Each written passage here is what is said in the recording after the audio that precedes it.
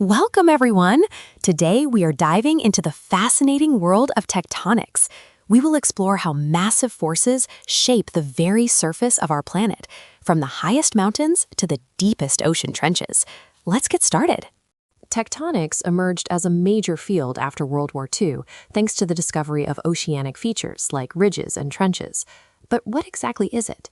Tectonics is the scientific study of the forces, like convection currents in the mantle, and processes, such as plate collisions and volcanism, that control the structure and evolution of the Earth's crust. It is all about understanding the large-scale deformation of the lithosphere. The field of tectonics mainly deals with four areas of study. First, it looks at the folding and faulting associated with mountain building, known as orogeny. Second, it examines epeirogenic movements, which are the large-scale, gradual upward and downward movements of the crust. Third, it studies the growth and behavior of cratons, the ancient, stable cores of continents. And finally, it investigates sudden horizontal displacements along faults, which produce the seismic waves we feel as earthquakes. Over the years, scientists have developed several major concepts to explain these tectonic processes. We have the continental drift theory, which looks at how continents move relative to each other.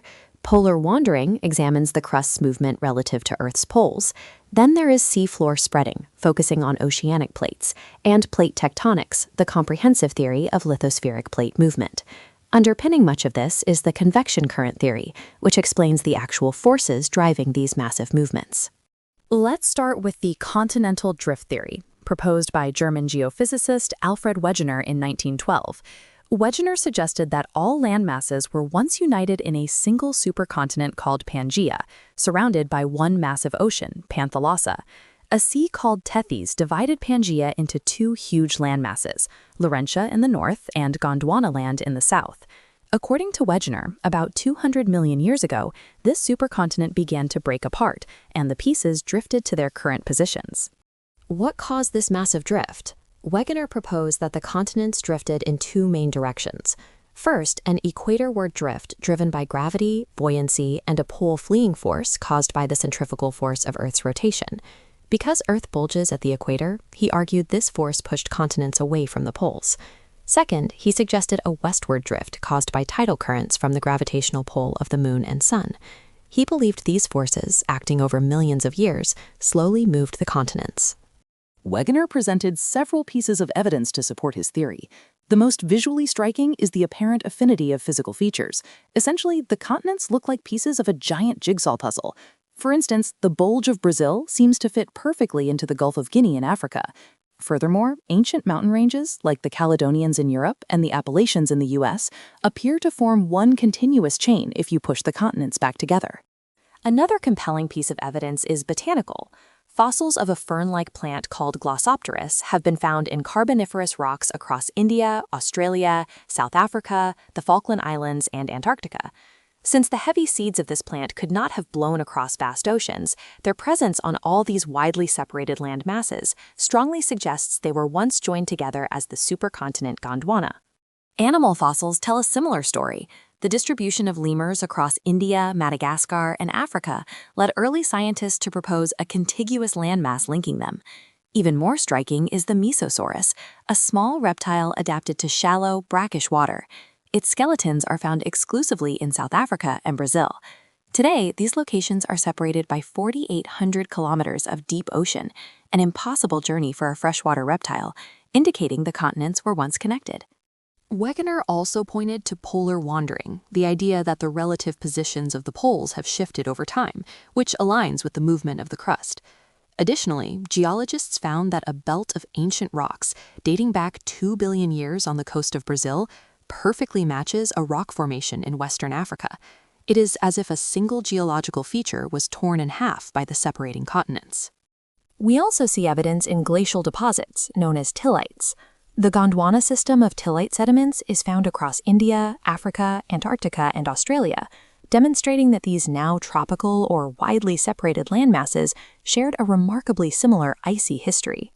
Finally, rich placer deposits of gold are found on the coast of Ghana in West Africa, but the actual gold-bearing veins they originated from are located in Brazil, showing these regions were once side by side. Despite this fascinating evidence, Wegener's theory faced heavy criticism and had significant drawbacks. He could not explain why the drift suddenly began in the Mesozoic era and not earlier. His theory largely ignored the ocean floor. Most importantly, the forces he proposed, gravity, buoyancy, and tidal currents, were mathematically illogical. For these forces to move massive continents, they would have to be millions of times stronger, which would have stopped Earth's rotation entirely. Because of these drawbacks, Wegener's ideas were largely shelved until 1960, when American geologist Harry Hess proposed the idea of seafloor spreading. Hess theorized that when oceanic plates diverge or pull apart, tensional stress creates fractures. Basaltic magma from the mantle rises through these fractures and cools on the ocean floor, forming brand new crust. As this process repeats, the newly formed seafloor moves away from the ridge. This means the youngest rocks are right at the ridge, and they get progressively older the further away you move. To understand how seafloor spreading works, we have to look at the convection current theory, laid out by British geologist Arthur Holmes in the 1930s. Holmes proposed that radioactive elements inside the Earth create massive thermal differences in the mantle. This heat generates giant convection currents, slow-moving loops of semi-solid rock. These currents act as a massive conveyor belt and are the actual primary driving force behind the movement of the tectonic plates. These convection currents have two main parts. The falling limbs of the currents create a negative pressure or a pulling force on the lithosphere above. This pulls tectonic plates together, causing convergence, which forms deep ocean trenches, volcanic arcs, and fold mountains. Conversely, the rising limbs of the currents create positive pressure, pushing up on the lithosphere and causing plates to diverge or split apart. This is what creates oceanic ridges and rift valleys. The ultimate proof for seafloor spreading came from a field called paleomagnetism. This is the study of the Earth's magnetic field as recorded in rocks. The ocean floor is mostly made of basalt, which is rich in iron and magnetic minerals. When basaltic magma erupts at a ridge and begins to cool, these magnetic minerals act like tiny compass needles, aligning themselves with the Earth's magnetic field at that exact moment. Once the rock solidifies, that magnetic orientation is locked in permanently. Over geologic time, the Earth's magnetic field frequently alternates, flipping its north and south poles. Because the seafloor is constantly spreading and creating new rock at the ridges, these magnetic reversals are recorded as alternating stripes of normal and reversed polarity on the ocean floor. If you look at the rocks on either side of a mid-ocean ridge, you see a perfectly symmetrical pattern of these magnetic stripes. This magnetic striping is the smoking gun that proves the seafloor is indeed spreading. Beyond magnetic striping, there is other strong evidence for seafloor spreading. Rocks located at equal distances on either side of a ridge are identical in age, constituents, and magnetic orientation. Furthermore, the oldest oceanic crust is vastly younger than the oldest continental crust, proving the ocean floor is constantly being recycled. We also see higher temperatures and shallow earthquakes right at the mid-ocean ridges, where new magma is upwelling, while deep-seated earthquakes occur at the trenches, where old crust is being subducted. All of these discoveries culminated in the unifying theory of plate tectonics, suggested by Mackenzie and Parker in 1967 and outlined by Morgan in 1968.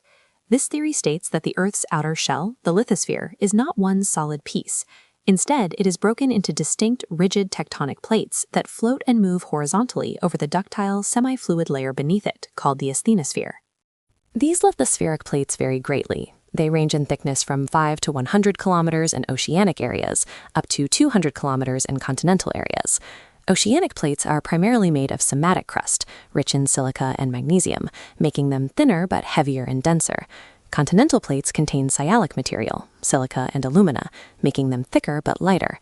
Driven by mantle convection, these plates move at different speeds, from less than 2.5 centimeters a year at the Arctic Ridge to over 15 centimeters a year at the East Pacific Rise. The Earth's surface is divided into several of these massive puzzle pieces. There are 7 major tectonic plates: the Antarctic plate, the North American plate, the South American plate, the massive Pacific plate, the Indo-Australian plate, the African plate, and the Eurasian plate. There are also many minor plates interacting along their boundaries, creating the dynamic geological activity we see on the surface. The evidence supporting plate tectonics is overwhelming and incorporates the proofs for seafloor spreading. We have paleomagnetism and polar wandering.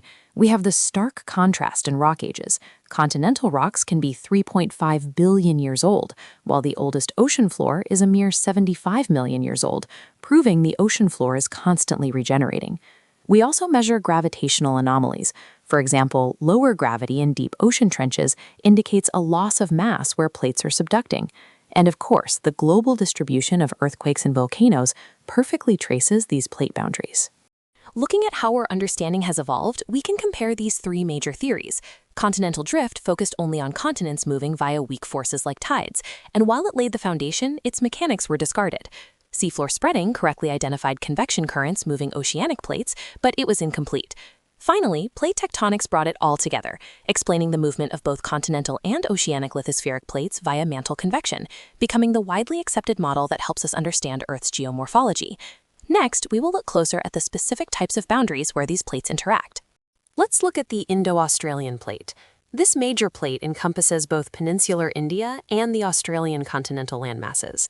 Its northern boundary is defined by a massive subduction zone along the Himalayas, which is a classic example of continent-continent convergence, where the Indian plate pushes into the Eurasian plate. Moving to the east, the plate's boundary extends through the Rocky Nyoma Mountains, also known as the Arakan Nyoma in Myanmar, and continues towards the island arc along the Java Trench. Further south, the eastern margin forms a convergent boundary just east of Australia, while the southeastern margin transitions into an oceanic ridge in the southwest Pacific. To the south, the Indo-Australian plate shares a boundary with the Antarctic plate. This boundary is characterized by an oceanic ridge, which is a divergent boundary where the plates are pulling apart. It runs in a roughly west to east direction and eventually merges into a spreading site located a little south of New Zealand. Finally, the western margin follows the Kithar mountain range in Pakistan. It extends along the Makrana coast of Pakistan and Iran, eventually joining the spreading site from the Red Sea Rift. From there, it continues southeastward along the Chagos Archipelago, a region notably formed by hotspot volcanism. Beyond the major plates, the Earth's lithosphere is fractured into numerous minor tectonic plates. Let's identify a few key ones. The Cocos Plate sits between Central America and the Pacific Plate, while the Nazca Plate is wedged between South America and the Pacific Plate. We also have the Arabian Plate, covering mostly Saudi Arabia, the Philippine Plate between Asia and the Pacific, the Caroline Plate north of New Guinea, and the Fuji Plate northeast of Australia. Continuing our list, we find the Turkish and Aegean plates in the Mediterranean region, the Caribbean Plate, the Juan de Fuca Plate off the North American coast, and the Iranian Plate. Most of these minor plates didn't just form randomly. They were created by the immense stress of converging major plates. For example, the Mediterranean Sea is fractured into numerous minor plates due to the crushing compressive force between the Eurasian and African plates. Our understanding of these plates is always evolving. In 2022, researchers from the University of Adelaide published an updated map of the Earth's tectonic plates. This new map introduced several microplates, such as the Macquarie microplate located south of Tasmania and the Capricorn microplate, which actually separates the Indian and Australian plates, showing that they aren't quite as unified as once thought. Now, let's look at how these plates interact. The movement and interaction of lithospheric plates are directly responsible for major geomorphological features, like mountains, ridges, trenches, volcanoes, and earthquakes. There are three primary ways plates interact at their boundaries. They can pull apart, crash together, or slide past one another. First, we have divergent edges, where plates move away from each other. These zones are characterized by shallow focus earthquakes and volcanic activity. In the oceans, this divergence forms mid-ocean ridges, like the Mid-Atlantic Ridge. As the plates separate, basaltic magma erupts to fill the gap, cooling to form new oceanic crust, in a process called seafloor spreading. Because new crust is formed, these are known as constructive edges. Divergence doesn't only happen underwater. When a divergent boundary occurs on a continental landmass, the stretching crust drops down to form a rift valley. The most prominent example of this is the East African Rift Valley, a massive geomorphological feature created by the ongoing divergence of the African and Somali plates. Next are convergent edges, where two lithospheric plates collide. When continental plates crash into each other, the immense pressure causes the crust to crumple and fold upwards, creating massive folded mountain ranges in a process known as orogenic collision. The Himalayan boundary fault is a perfect example of this dramatic mountain building process. When convergence involves a denser oceanic plate, it gets forced down or subducted beneath the lighter continental plate into the softer asthenosphere. This creates deep ocean trenches. As the subducted plate sinks, it heats up and melts. This magma then rises to the surface, erupting to form volcanic island arcs or continental volcanic arcs. Because crust is destroyed in this process, convergent boundaries are called destructive edges. The third type is the transcurrent edge, also known as a conservative or transform edge. Here, plates slide horizontally past one another. Because crust is neither created nor destroyed, only deformed, it's called conservative. In the oceans, these appear as transform faults perpendicular to mid-ocean ridges. On land, the most famous example is the San Andreas Fault along the western coast of the USA, which poses a significant earthquake risk to nearby areas like Silicon Valley. So why does all this matter? The significance of plate tectonics cannot be overstated. It is the driving force behind almost all major landforms on Earth. Furthermore, the magmatic eruptions associated with plate boundaries bring up new, economically valuable minerals from deep within the Earth. Resources like copper and uranium are frequently found concentrated near these tectonic boundaries. Perhaps most fascinating is that by understanding present crustal movements, we can predict the future shape of our planet's land masses. If current trends continue, North and South America will eventually separate. The East African Rift will completely split, separating a piece of land from the African continent, and Australia will continue its northward journey, moving much closer to Asia. To wrap up our discussion on tectonic plates, we examined the complex boundaries of the Indo-Australian plate and noted that minor plates often form from the stress of larger plate collisions. We explored the three main interactions: divergent edges that construct new crust, convergent edges that destroy crust and build mountains, and transform edges where plates slide past one another. Ultimately, plate tectonics is the master architect of our planet, shaping its landforms, distributing its mineral wealth, and slowly redrawing the map of the world.